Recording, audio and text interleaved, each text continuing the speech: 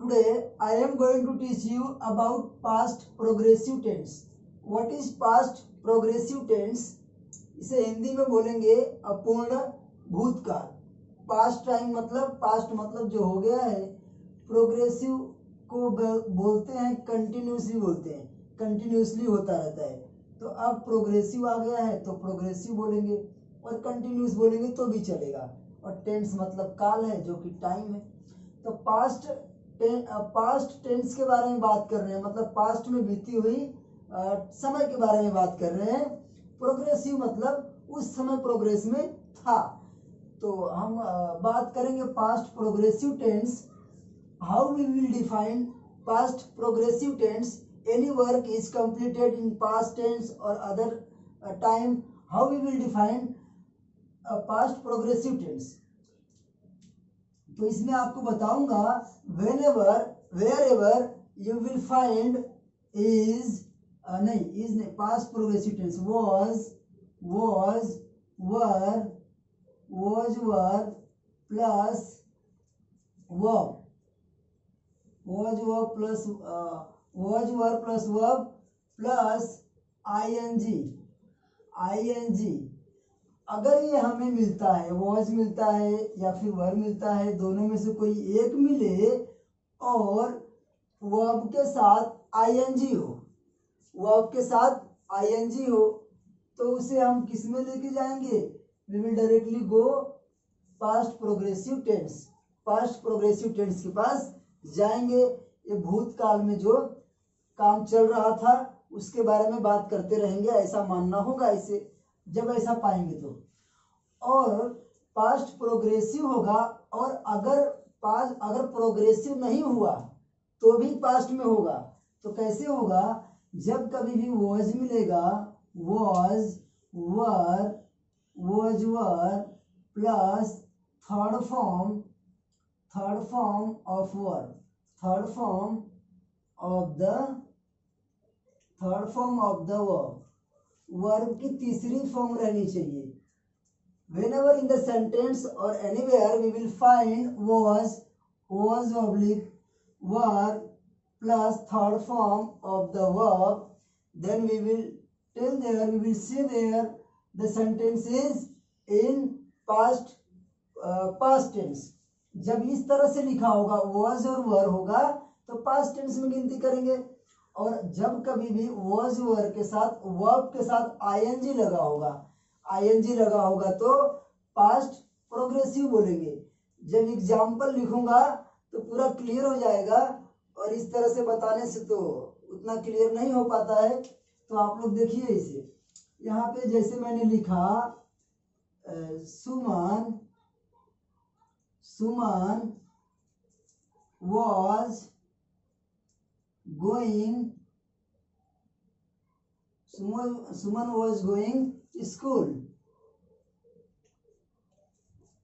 school. जब इस तरह से लिखा सुमन was going school, तो first of all we will read the sentence. After the reading sentence, we are going to see in the sentence here is present was. Was is what? Was is a indicator of past tense. But ing, here is ing with the verb के साथ plus ing लगा है. What ing going to indicate? ing going to indicate progressive. ing. Suppose you are going to find in the sentence, left sentence, you are finding ing with the verb.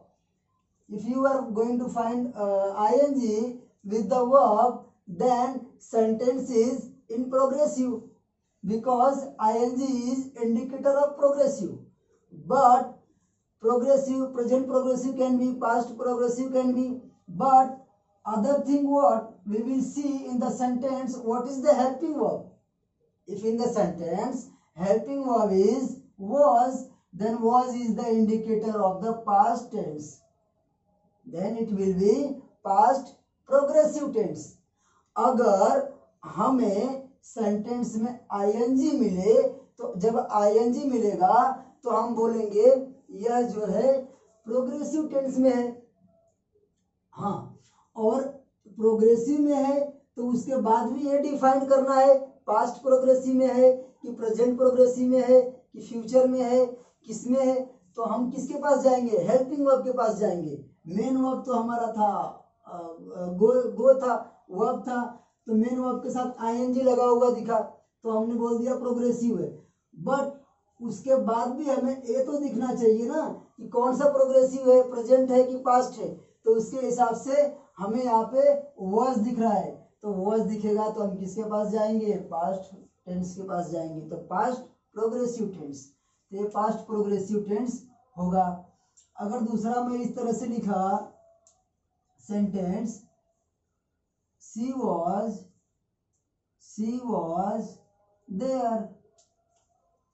अगर हम इस sentence को देखें तो इसमें तो आईएनजी भी नहीं है, इसमें कुछ आईएनजी नहीं है, कोई वर्ब भी नहीं है, बस सिंपल सी एक बात लिखी गई है, छोटी सी स्मॉल फैक्ट, छोटी सी बात लिखी गई है। उस बात के ऊपर हम जाएं तो इसे भी अगर डिफाइन करना हुआ, इसे भी हमें डिफाइन करना होगा कि ये किस टेंस में आएगा। तो हम कैसे डिफाइन करेंगे, हम देखेंगे इसे, ये तो हमारा इससे कुछ मतलब नहीं है, ये दोनों थोड़ी हमको बताने जा रहे हैं कि हम कौन से टेंस में है। बट यहाँ पे हमारे पास हेल्पिंग वर्ब है, और हेल्पिंग वर्ब जो है ये इंडिकेट कर रहा है I am the part of the past tense. ये कौन सा टेंस होगा, पास्ट टेंस होगा, इसमें प्रोग्रेसिव नहीं होगा। इसमें प्रोग्रेसिव मैंने टॉपिक दिया है, मगर इसमें आपको प्रोग्रेसिव भी बता रहा हूँ, और जब प्रोग्रेसिव नहीं होगा, जब कंटिन्यूस नहीं होगा तो भी वो पास्ट होगा, और कंटिन्यू होगा तो आईएनजी होगा।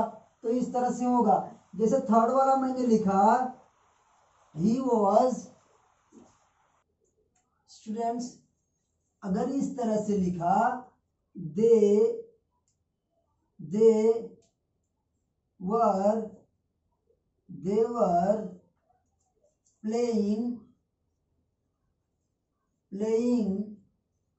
cricket, they were playing cricket. Read this sentence and identify. Read the sentence and identify. This sentence is in past progressive or present progressive. What is the indicating this sentence? So first of all we will see in the sentence. Here is main verb is play. Play ing, playing. Ing is present with the main verb. Ing is present with the action verb or main verb. Therefore, directly we can say this sentence, this word mean this action word is going to indicate he will come in progressive tense. No past progressive tense. But before this verb we will see here is present verb word. What is the word indicating? Were or was, this two is indicator of past tense. Therefore finally this sentence will come they were playing cricket. मतलब ये क्या होगा, ये past tense बता रहा है और एक कंटिन्यूस बता रहा है, मतलब पास्ट बता रहा है और आईएनजी लग गया वर्ब के साथ, तो ये जो है प्रोग्रेसिव बता रहा है। तो प्रोग्रेसिव में सिर्फ पास्ट टेंस में और प्रोग्रेसिव में कितना का अंतर है, अगर आईएनजी रहा तो किस में होगा, तो पास्ट में होगा, आईएनजी रहा तो वो प्रोग्रेसिव में होगा, और अगर आईएनजी नहीं रहा तो किस में होगा, पास्ट में होगा। जैसे इसको लिखा she was completed, she was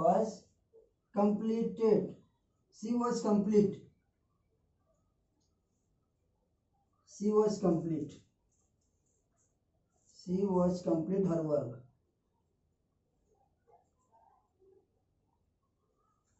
She was complete her work. उसने अपना काम पूरा कर लिया। अगर इस बात को लिखता सी वॉज कंप्लीटिंग हर वर्क, तो अपना काम पूरा कर रही थी, मगर इसमें क्या है, काम हो चुका है, पास्ट टेंस में काम हो चुका है। तो जब ऐसा बताना हम चाहेंगे, कभी भी आम बोलचाल में, इंग्लिश स्पीकिंग में, इंग्लिश टॉकिंग में, जब कभी ऐसा बताना चाहेंगे कि ये काम हो गया है, तो सिर्फ उसके हेल्पिंग वर्ब की सहायता लेके और वर्ब को लेके कर सकते हैं। और जब कभी भी हम बताना चाहेंगे कि पास्ट टेंस में वर्क जो है, जब हमारे जानकारी में था पास्ट टेंस में, तो प्रोग्रेसिव में था, तो उसके लिए हम वर्ब के साथ आईएनजी लगाएंगे। तो मेरे ख्याल से आप लोगों को दो बात मैंने बताया और दोनों दिमाग में बैठ गई होगी। पहला, आईएनजी होगा तो प्रोग्रेसिव होगा, वॉज वर होगा तो पास्ट होगा, अगर आईएनजी नहीं होगा तो सिर्फ पास्ट होगा, और आईएनजी होगा तो पास्ट प्रोग्रेसिव होगा। तो इसे आप लोग ऐसे ही समझिए।